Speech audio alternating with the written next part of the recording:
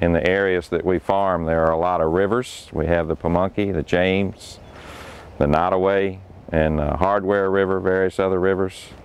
And it's important that we protect our rivers and keep the nutrients in our fields available for our crops and not end up in our rivers and ultimately end up in the bay. For instance, in this resource management plan, it talks about the different areas that we're farming in and some of the BMPs, best management practices, that we're going to use.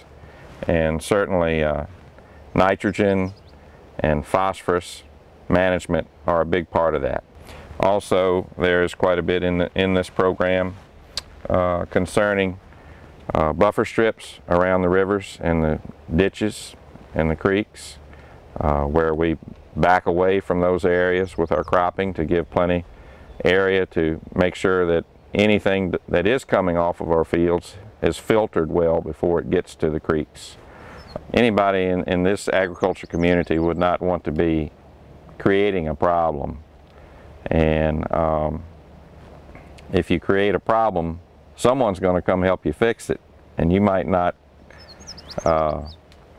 agree with their terms. So it's much better to be proactive and work with the powers that be to manage things in the proper way than to have to be reactive to oversight coming in and fixing your problems. And when you get the right programs working for you, like we have and a lot of written out in this book, they start to give you some indirect financial benefit. Might be a year or two down the road, but you start to see it. You start to see your organic levels come up in your soil, your earthworms, your microorganisms, all those things start to change and start to improve. The buffer strips are probably one of the most needed things in this program. When we have heavy rain events, which we've had in the last 2 weeks in our operation in a lot of the areas that we farm, and you drive by and you see your topsoil staying in the field and the water coming off of the fields in the ditches clean, that means a lot.